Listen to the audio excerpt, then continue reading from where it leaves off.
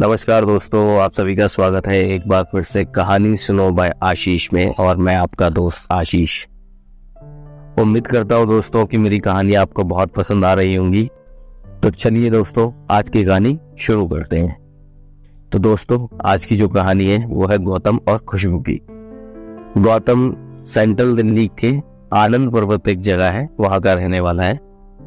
परिवार में माता पिता और एक छोटी बहन।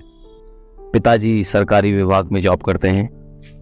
मदर हाउस वाइफ है, लेकिन साथ ही साथ होम ट्यूशन देती हैं। छोटी बहन पढ़ाई कर रही है। गौतम अपनी ग्रेजुएशन कंप्लीट कर चुका है और साथ में अभी जॉब लगी नहीं है, तो जॉब ढूंढ रहा है। दोस्तों, ये कहानी है 2006 की और आज 2023 चल रहा है, तो कुल मिला के ये कहानी 17 साल पुरानी है। गौतम की ग्रेजुएशन कंप्लीट हो चुकी है, लेकिन हाथ में अभी कोई जॉब नहीं है। तो उसे जब भी मौका मिलता और जहां भी मौका मिलता तो वो इंटरव्यू देने जाता अपने दोस्तों के साथ। मिडिल क्लास फैमिली में अक्सर देखा जाता है कि जब तक आपकी जॉब नहीं लगती है तो घर के बहुत से काम ऐसे होते हैं जो आप ही को करने होते हैं, जैसे कि सब्जी लाना, घर का राशन भरवाना, दूध लेके आना। तो अपने घर के ये सारे काम की ड्यूटी जो है अभी गौतम के ही हाथ में है। और जब भी आप ऐसे घनी आबादी वाले मोहल्ले में रहते हैं तो आपके आस पड़ोस में पड़ोसियों के नाते आपको पड़ोसियों को भी काम करना पड़ जाता है, और यही गौतम को भी करना पड़ता। और इन पड़ोसियों में आते थे खुशबू के घर वाले भी। इधर खुशबू यूपी के बिजनौर में रहने वाली लड़की। परिवार में पिताजी, माताजी और खुशबू को मिला के 3 बहनें, जिसमें से सबसे बड़ी बहन की शादी हो चुकी है। एक बहन माता पिता के साथ रहती है और खुशबू जो परिवार में सबसे छोटी है। खुशबू बचपन से ही अपने दादा दादी के साथ रहती, तो उसने अपनी 12वीं की पढ़ाई जो है बिजनौर में ही पूरी है। 12वीं की पढ़ाई करने के बाद खुशबू के माता पिता चाहते हैं कि खुशबू दिल्ली में आके उनके साथ रहे और आगे की पढ़ाई 12वीं के बाद की जो पढ़ाई है वो दिल्ली में अपने माता पिता के साथ रहकर ही करे। खुशबू दादा दादी की लाडली, उसका बिल्कुल भी मन नहीं कि वो दादा दादी को छोड़ के दिल्ली जाए, लेकिन माता पिता की यही मर्जी, तो इसीलिए खुशबू को भी दिल्ली का रुख करना पड़ा। इधर गौतम को अभी भी कोई जॉब नहीं मिली और वो अभी भी घर के वही काम कर रहा है जो उसको बिल्कुल भी करना पसंद नहीं है। जहाँ पे गौतम का घर था उसके बिल्कुल अपोजिट साइड, यानी उसके घर के बिल्कुल सामने वाला घर खुशबू के माता पिता का था।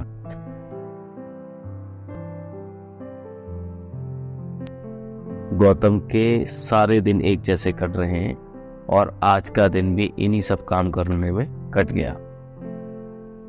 दोस्तों, मार्च का महीना चल रहा है। ठंड बिल्कुल खत्म हो चुकी है और गर्मियां आने लगी हैं।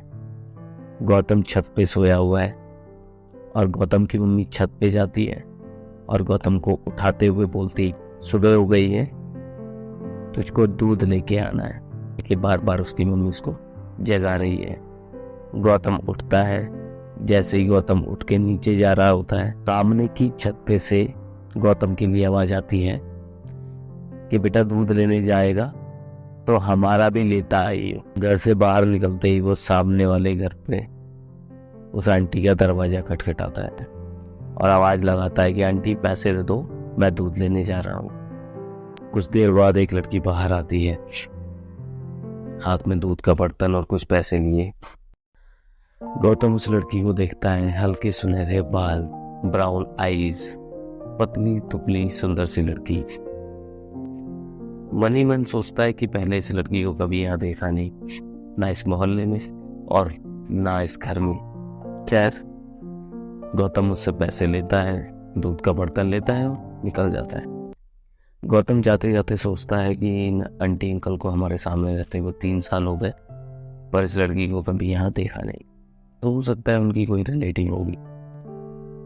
गौतम दूध लेके आता है, वही उसका रूटीन स्टार्ट हो जाता है। वो तैयार व्यार होकर नाश्ता पानी करके अपना फिर से निकल जाता है इंटरव्यू के लिए। पूरे दिन उसका जो इंटरव्यू का सिलसिला चलता है। शाम को गौतम वो अपने घर लौटता है। अच्छा, मैंने आपको बताया कि ये कहानी 2006 की है। तो उन दिनों अक्सर लाइट जाया करती थी। कुछ टाइम दिन पे चली गई, कुछ टाइम रात को चली गई।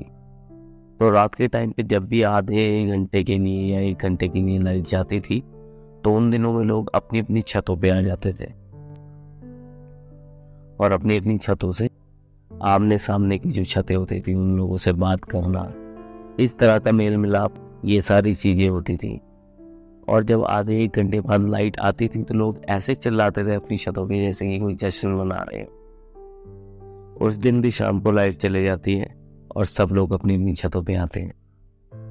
गौतम और गौतम की फैमिली भी अपनी अपनी छतों पे चले जाते हैं। ठीक गौतम के सामने वाले छत पे गौतम के पड़ोसी और वही लड़की जिसको गौतम ने सुबह देखा था। और दोस्तों, आप सभी की जानकारी के लिए मैं बता देता हूँ कि वो लड़की और कोई नहीं, खुशबू थी। अब ये मानो इन दोनों के रूटीन में हो गया था कि गौतम जब भी सुबह उठकर दूध लेने जाता तो खुशबू ही दूध का बर्तन और दूध के पैसे लेकर अपने घर के बाहर आती। और शाम को जैसे ही लाइट जाती तो दोनों के दोनों अपनी अपनी छतों पे आकर खड़े हो जाते, मानो कि जैसे इंतजार कर रहे हो लाइट जाने का। एक दूसरे को देखते शर्माना। और अब इन दोनों की आपस में थोड़ी थोड़ी बात भी होने लग गई। बातों का सिलसिला लगातार चलने लगा और कुछ टाइम बाद तो खुशबू गौतम के घर पे गौतम की मम्मी से ट्यूशन पढ़ने के लिए आने लगी। और इसकी वजह से भी एक दूसरे के साथ उनको टाइम बिताने का मौका मिल गया। इनके पास यही वक्त होता था जब ये एक दूसरे को मिल पाए या बात कर पाए, क्योंकि उस दौर में ये फेसबुक, इंस्टाग्राम, व्हाट्सएप, इन जैसी चीज़ें उस वक्त नहीं होती थी। कम्युनिकेशन के नाम पे सिर्फ फ़ोन्स होते थे और वो भी फ़ोन्स ऐसे होते थे कि उनमें सिर्फ आप बात या नॉर्मल टेक्स्ट मैसेज कर सकते हो। अब कुछ टाइम बाद गौतम की जॉब लग गई। वो किसी सीए के ऑफिस में काम करने लगा और वो खुश भी था क्योंकि शायद उसे अब अपना घर का काम नहीं करना पड़ता था। इधर गौतम और खुशबू की भी आपस में बातें होने लग गई। बहुत ज्यादा बातें होती थी। खुशबू और गौतम अब एक दूसरे से प्यार करने लगे। पर अब जब से गौतम की जॉब लगी है तो उसको सिर्फ शाम के टाइम ही मौका लगता खुशबू से बात करने का। जब तक जॉब नहीं थी तो वो कभी भी गली में आ जाता या छत पे आके एक दूसरे से बात करने लगते। इस परेशानी से निपटने के लिए तो गौतम ने क्या किया कि अपनी पहली तनख्वाह से सबसे पहले एक सेकेंड हैंड फोन लिया, एक सिम ली। और ये गौतम का पहला पर्सनल फोन था, क्योंकि इससे पहले उसके पिताजी का ही फोन होता था जिस पे उसकी फैमिली के और रिश्तेदार के कॉल आते थे और उसी फोन से वो भी अपने दोस्तों से बात करता था। गौतम अपना नंबर खुशबू को दे देता है, लेकिन जैसे मैंने आपको बताया कि उस वक्त टेक्नोलॉजी इतनी इजीली अवेलेबल नहीं थी, तो खुशबू के पास कोई फ़ोन नहीं था।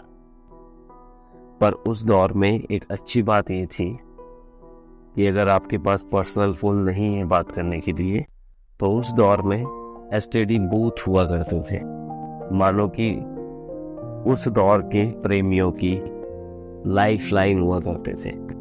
कभी कभी तो पीसीओ बूथ में ऐसा होता था कि वेटिंग पे लोग रहते थे। अब खुशबू को जब भी दिन में टाइम मिलता वो टाइम निकाल के एसटीडी पे जाती और गौतम को कॉल करती दिन में। अब इन दोनों का प्यार और भी ज्यादा बुलंद हो गया और ये एक दूसरे को बेहद चाहने लग गए। इनके प्रेम कहानी को अब 1 साल से ऊपर हो गया। गौतम और खुशबू को अब जब भी मौका मिलता तो ये घर वालों से छुपते छुपाते दिल्ली में घूमने भी जाते और दिल्ली की सैर करते। कभी दिल्ली के बंगला साहिब गुरुद्वारा, तो कभी अक्षरधाम, तो कभी लाल किला, तो कभी चिड़ियाघर। कुल मिला के एक दूसरे के साथ बहुत खुश। और इसी तरह से इन दोनों की प्रेम कहानी को 3 साल हो जाते हैं। कहानी 2006 में स्टार्ट हुई थी और अब 2009 चल रहा है। अच्छा, इन दोनों की सबसे अच्छी बात ये रही कि इन्होंने अपनी पर्सनल लाइफ के साथ साथ अपनी एजुकेशन को भी प्रायोरिटी दी, उस पर भी इनका पूरा फोकस रहा। किसी ने बहुत खूब कहा है कि जब भी आपको लगता है कि आपकी जिंदगी में सब कुछ बहुत अच्छे चल रहा है, तो मानो कि कुछ बहुत बुरा होने वाला है। और यही हुआ गौतम और खुशबू के साथ, क्योंकि गौतम और खुशबू को एक साथ घूमते हुए इन्हीं के मोहल्ले के एक आदमी ने देख लिया और ये बात जाकर गौतम के पापा को बता दी। गौतम के पिताजी नेचर से बहुत ज़्यादा गुस्सैल थे और उनको जब ये बात पता चली तो उनको बहुत ज़्यादा गुस्सा आया और उन्होंने ये बात सच है या झूठ ये जानने के लिए अपनी छोटी बेटी को खुशबू के घर भेजा। बेटी से कहा कि जाके देख के आओ कि खुशबू घर पे है या नहीं। गौतम की छोटी बहन खुशबू के घर जाती है और वहाँ देखती है कि खुशबू सच में घर पे नहीं है। वो इस बात को घर पे आके अपने पिताजी को बताती है कि खुशबू घर पे नहीं है। ये बात सुनकर गौतम के पिताजी का गुस्सा 7वें आसमान पर। वो बस अब गौतम के घर आने का इंतजार कर रहे। अब शाम होने लगती है और खुशबू अपने घर आ जाती है। खुशबू के घर आते ही उसके 10 मिनट बाद गौतम भी अपने घर आ जाता है। गौतम के घर आते ही गौतम के पिताजी गुस्से से गौतम से पूछते हैं, और पूछते ही नहीं बल्कि सीधा पूछते हैं कि तेरा और खुशबू का क्या चल रहा है। ये सुनते ही गौतम के हाथ पैर फूलने लगे और माथे से पसीना टपकने लगा। गौतम की जबान लड़खड़ाने लगी और वो कुछ भी ढंग से नहीं बोल पाया। इतना देख उसके पापा मानो उस पर टूट पड़ते हैं और उसको बहुत मारते हैं। पिताजी से पिटने के बाद गौतम बिना खाना खाए उस छत पे चला गया था। रात भर छत पे ही रहता है और सुबह होते ही बैग उठा के अपने काम पर निकल जाता है। इधर खुशबू को कोई एहसास नहीं कि रात को गौतम के साथ क्या क्या हुआ। लेकिन कुछ देर बाद खुशबू के घर पे गौतम के पापा और गौतम की मम्मी दोनों लोग खुशबू के घर आ जाते और खुशबू की मम्मी और पापा को सारी बातें बताते हैं।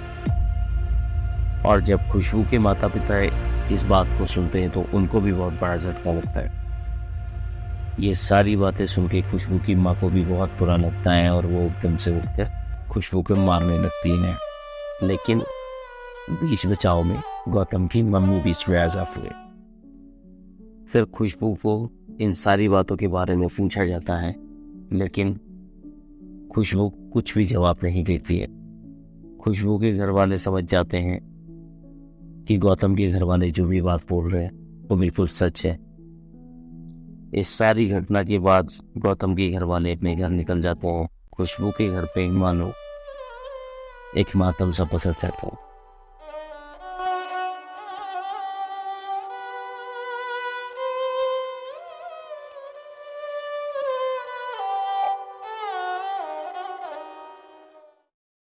तो दोस्तों, आप सुन रहे थे गौतम और खुशबू की कहानी।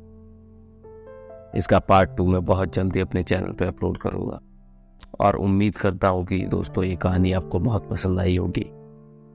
पार्ट 2 में हम जानेंगे कि क्या गौतम और खुशबू एक दूसरे के हो पाए या ये भी जुदा हो गए। इसी तरह की सच्ची कहानियां मैं अपने चैनल पे लेके आता रहूँगा। और अगर आप लोग भी चाहते हैं कि आप लोगों की कहानी मैं इस चैनल पे सुनाऊं तो प्लीज़ वीडियो में कमेंट कीजिए। आज की कहानी हम ख़त्म करते हैं और मिलते हैं आपसे बहुत जल्द अगली वीडियो में एक नई कहानी के साथ। तो तब तक के लिए सुनते रहिए कहानी सुनो बाय आशीष और इस चैनल को शेयर करें, सब्सक्राइब करें और लाइक करें। Thank you.